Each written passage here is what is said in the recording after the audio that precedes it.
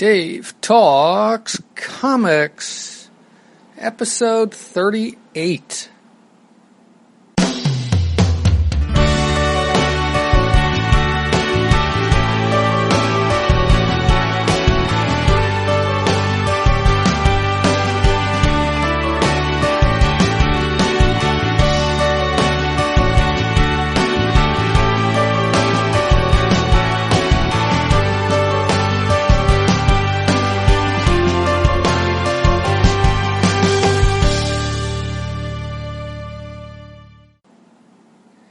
Dave Talks Comics is a podcast on the subjects of comic books and cartoons.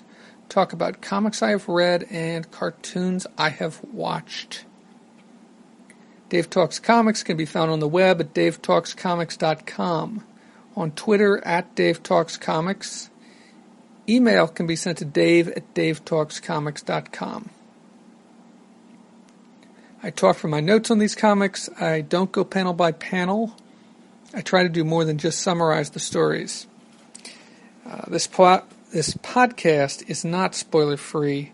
I try not to spoil everything, but in the process of talking about these comics and cartoons, I may spoil them in some way. On this episode of Dave Talks Comics, I've got a nice split between DC and Marvel, with the Marvel portion coming first. First, I'll be talking about Amazing Spider-Man Annual number 14 from 1980.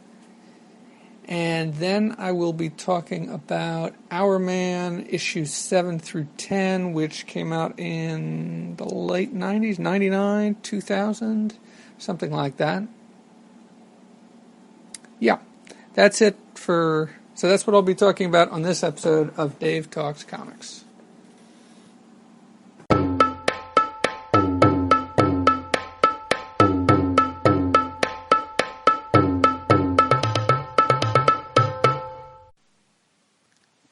Amazing Spider-Man Annual, King-Size Annual, number 14.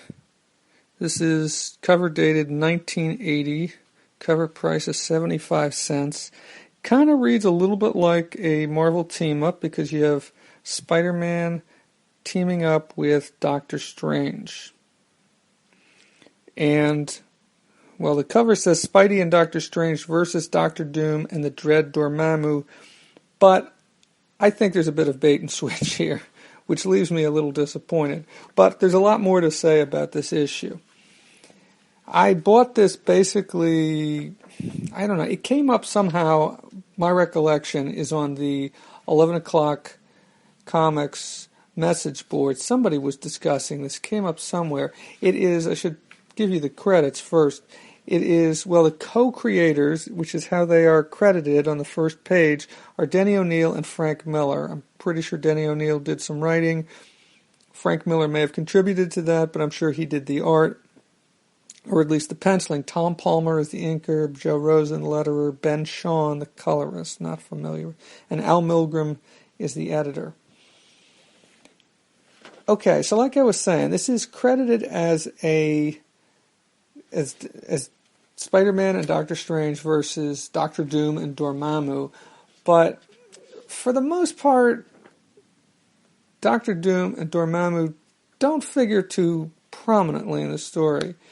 You see Doctor Doom at the beginning and the ending, and you see Dormammu, I think, well, certainly at the beginning, but for the most part, Doctor Strange and Spider-Man are fighting a minion, I guess, of Doctor Doom. Doctor Doom is trying to create a portal to Dormammu's realm, the dimension of Dread Dormammu. So he sends this minion of his, this short guy by the name of Dilby, through this portal, and Dormammu gives him all this power, and so basically Dilby then uses his power to pull some demons through to help him try and achieve what is known as the Bend Sinister, which, and now I should take a step back and talk about how the story is framed, and I really like how the story is framed. There are these pages which are supposed to be from the Book of the Vishanti, which show up about, I think it was 7 times throughout the story, to kind of, well, I guess frame the story. And in the first one, it talks of the Ben Sinister, a storm night once every 60,000 years. Once every 60,000 of Earth years is the Ben Sinister possible. Then shall creatures of evil conspire to wreak gravest harm upon humanity, and they shall succeed unless one who is equally spider and man joins together with a mighty sorcerer to defeat them. Thus speak the Vishanti. So, basically, it's Spider-Man and Doctor Strange versus this minion of this guy named Dilby. And so I was definitely disappointed on that front that it wasn't Doctor Doom. And I believe this is supposed to be the first time that Doctor Doom has shown an interest in magic.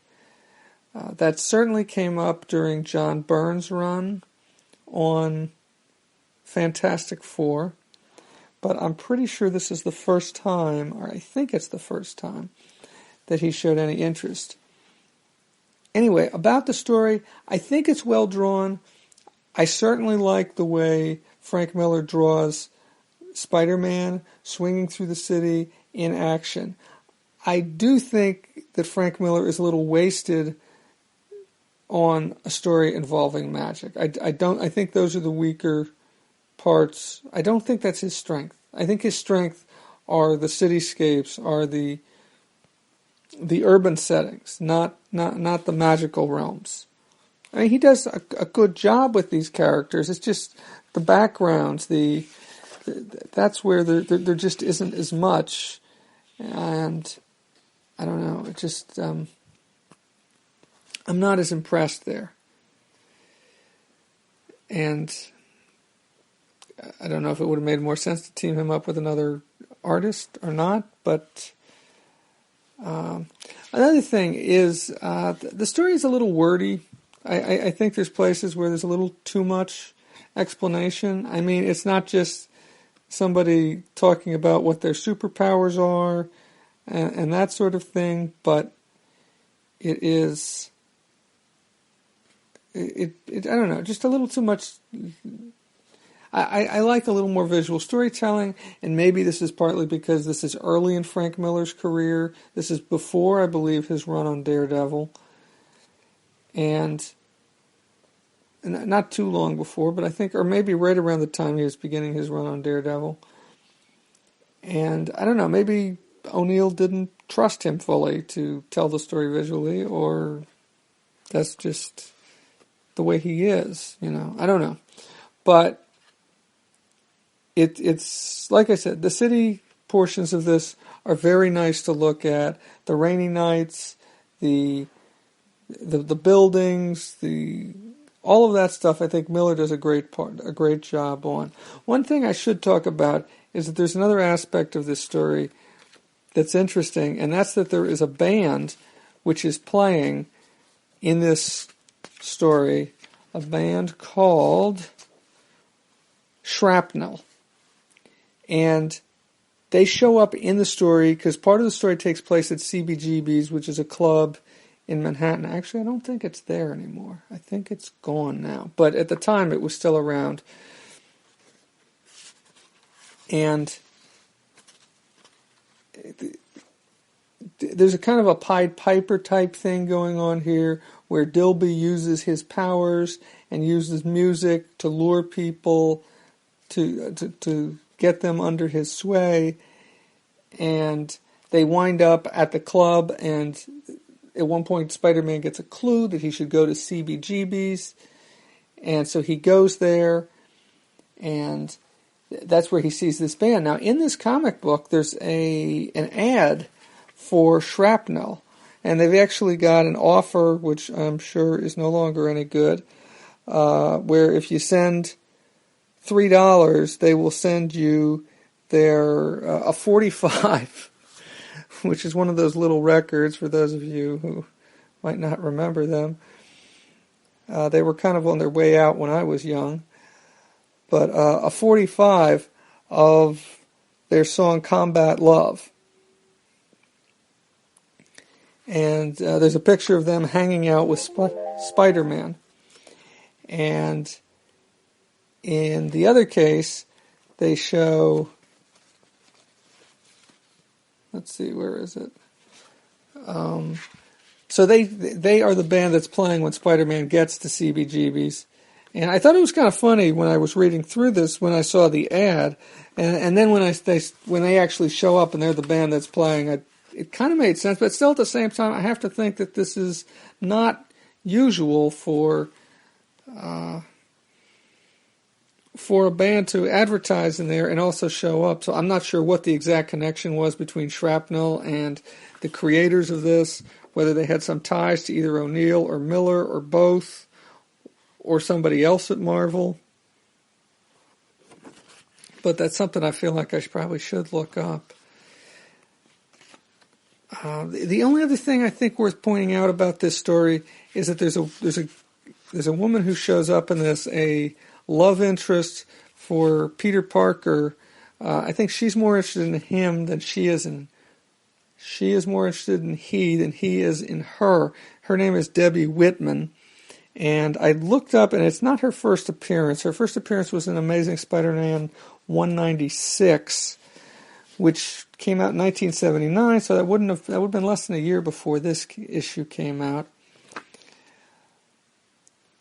But he runs into her in the lab, and he was supposed to go on a date with her, but of course he breaks the date because Doctor Strange sends him this message that he needs help. And then they both end up at CBGB's, both he and Debbie. And then Debbie sees him talking to another woman while he's at CBGB's, because he's dressed as Peter Parker, not as Spider-Man at first at CBGB's. And I thought those were some good character moments, and I'd be interested to read more of that, although from reading her Wikipedia entry, it doesn't sound like it ends well. So, and I don't mean like Gwen Stacy well. Not unwell, but it doesn't sound like things worked out. Of course, Peter Parker's had tons of women in his life, so with the exception of really Mary Jane, there really hasn't been anybody that there's been a happy time with for any long period of time, I don't think. So, on the whole, this is it's a decent read. I guess I'm glad I read it. It's a piece of history. You know, the fact that it's the first time that Dr. Doom shows up in a Dr. Doom uses magic, or I think this is the first time that Dr. Doom has used magic. But I'm not wowed by it. I'm not sure if I would recommend it to most people. Once again, I was a bit peeved by the bait and switch that they show Dr. Doom on the cover, but you don't really get a whole lot of Dr. Doom in there. He's kind of more of I wouldn't even say a supporting character, more like a guest star or almost a cameo. You know, I mean, he shows up at the beginning and the end. That's more than a cameo, but it's not much of a role. You don't see him actually confronting Spider-Man and Doctor Strange. Or Dormammu even confronting Spider-Man and Doctor Strange. They're working their business through Dilby, and they're not even really directly working through him as much as they are giving him the wherewithal to affect the Bend Sinister, Bend B-E-N-D Sinister, and bring these demons to Earth. And but it's an okay story, not great. So, I guess that's how I feel about it.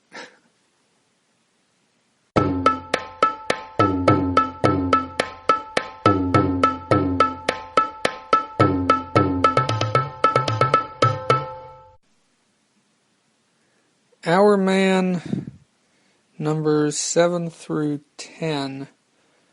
I read the first 6 issues, I believe, before I started doing this podcast, so that would have been a little over a year ago. I think it was before I started doing this podcast. And so I'm finally getting back to this series. Series came out in in the late 90s. I believe it started in 99. I think it ran for about 25 issues. I don't think there were any annuals or extra issues. Or they didn't even have a 1 million issue, I don't think. But anyway, this Hourman is not the Golden Age Hourman. This Hourman is an android from the 853rd century, so the year 85,000 something or other. And I enjoyed the first 6 issues enough that I actually bought the next 7 issues. And so far I've read 4 of them, 7 through 10. And let's see, so number 7, these are all written by Tom Peyer, P-E-Y-E-R. And the penciler in all of these is Rags Morales. There's a few different inkers. I think the primary inker on the series was Dave Mikas. But 2 of these issues are inked by other people. Andrew Hennessy does one of them, and the other one is inked by, let's see if I can find the credits page. I'm having trouble finding the credits page. Somebody whose last name is, oh, here it is, Mark Probst. So, the issue number 7 follows up on something that was started in issue number 6, or at least continues a story that was in issue number 6, which is a fight between Hourman and Amazo. Amazo, of course, being another android, although not from the future, but an android who can copy other people's powers. And actually, in an earlier story, Hourman actually had to change his powers because Amazo was actually able to replicate Hourman's powers, and Hourman's powers include time travel, and so that was creating all sorts of problems. I didn't go back at it, I'm just talking off the top of my head from my memories. But anyway, in this issue, or at the end of the previous issue, Amazo had actually become human. He had absorbed the Justice League's humanity. And he was turning people left and right in this issue into androids. I'm not really crazy about this issue. I don't know. I guess it's an interesting idea, but I just don't think that, I don't know, they do a great job with it. I don't know. It's okay. It just didn't really do it for me, or maybe it took me, maybe if I'd read this immediately after I'd read issue 6, I would have, or soon after reading issue 6, I would have enjoyed it more, but I wasn't too crazy about it. Issue 8, issue 8 has this logo on it that says Day of Judgment. I think Day of Judgment was one of those big crossover events, or line-wide events, that DC did back in '99. And the title of this issue is, well, there's a couple titles. On the cover it says The Last Temptation of Snapper Carr. Snapper Carr is one of the main characters of this series. He's kind of, Hourman is living with him. He and his ex, Beth, are both main characters who show up in this. So Day of Judgment was, I guess, a bunch of demons invaded Earth, and probably showed up in all of the books that DC was publishing at the time. At the end of issue 7, Hourman actually went into the future to talk to, no, just a week into the future, to meet with the Golden Age Hourman's widow. Because in a previous issue he had destroyed her home. So this leaves Snapper Carr to deal with these demons. And Hourman only shows up briefly in this issue.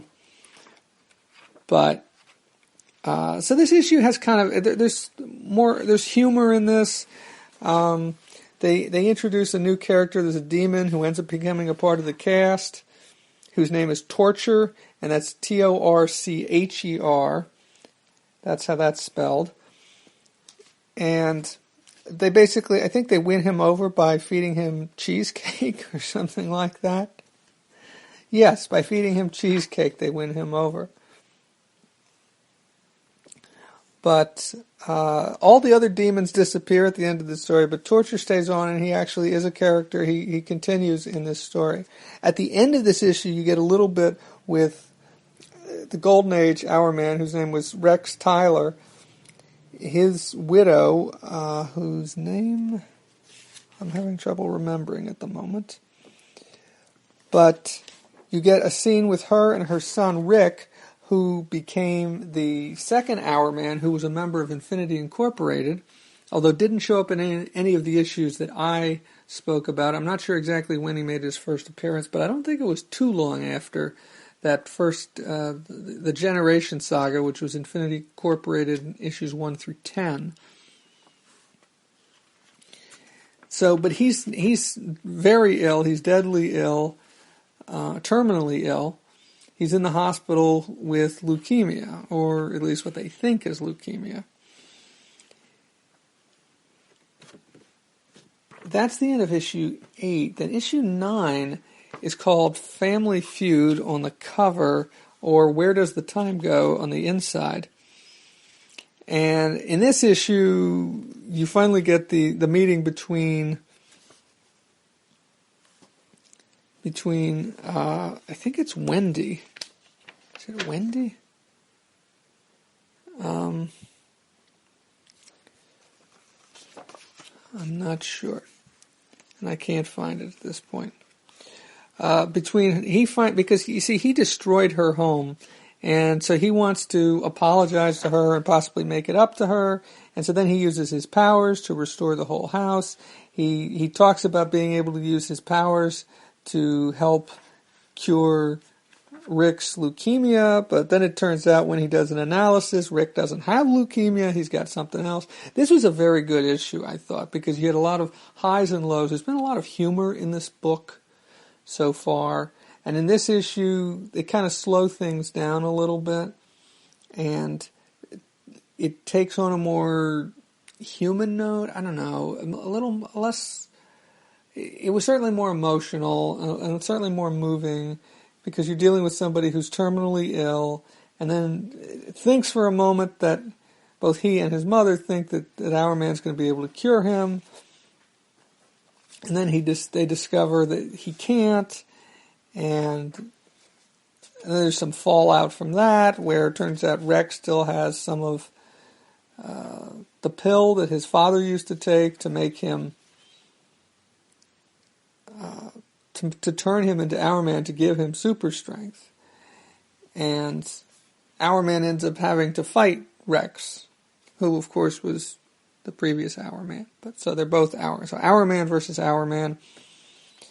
And there's a lot of tears in this issue, and it's a very moving issue. And I thought it was really, it's certainly my favorite of these 4. So the final issue in this of these 4 is called The Bride of Gombezi. And that's actually the title on both the cover and the inside. And you get a little bit of torture in this issue, that demon that I mentioned before. And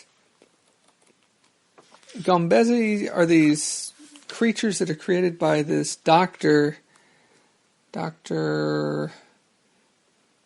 Tog, who really reminds me of a Golden Age villain, because if you've read any of those Golden Age stories, quite often these villains didn't have much to them. You know, they just had this idea, well, I'm going to do this, I'm going to rob this bank, or I'm going to create these creatures, which is what he does, and he kidnaps, Dr. Tog, that is, kidnaps Beth, Snapper Carr's ex,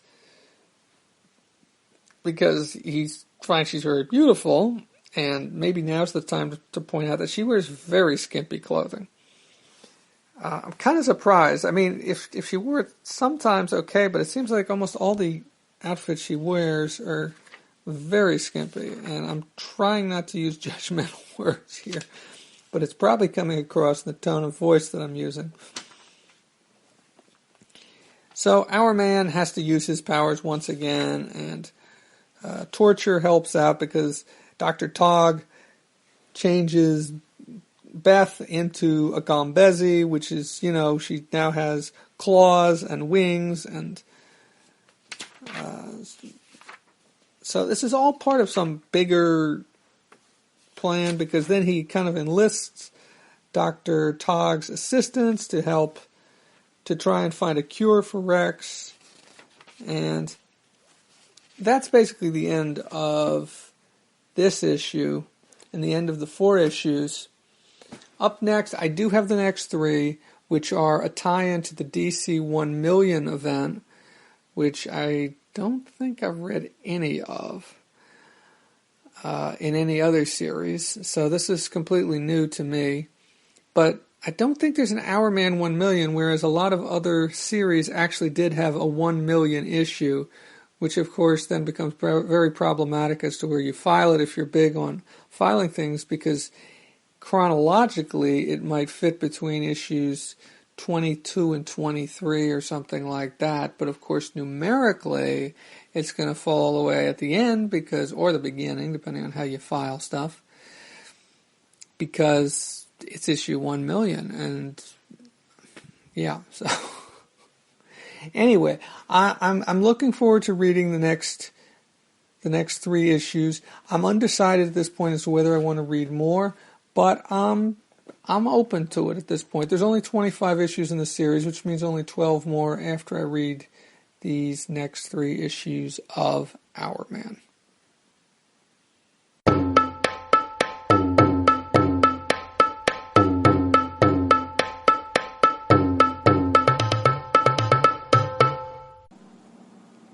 That's it for episode 38 of Dave Talks Comics. Oh, but wait. Okay, a couple notes, a couple things I wanted to say. First off, about the Amazing Spider-Man Annual number 14.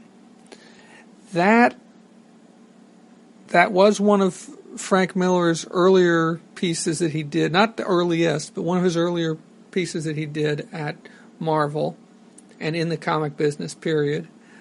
I'm not sure exactly when that came out or when it was written and drawn, but I believe he may have started his run on Daredevil at that point, but I'm pretty sure he wasn't writing it at that point. David Michelinie was still writing Daredevil then.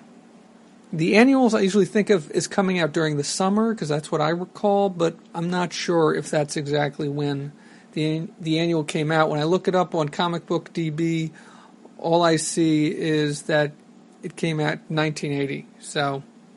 And Frank Miller started his run on Daredevil as artist in 1980. He was a few issues in by the end of the year.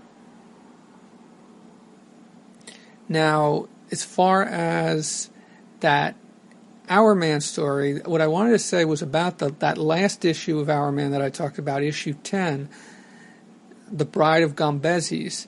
I looked it up on Comic Book DB, and I was right to think that Dr. Tog was a Golden Age villain, because he was.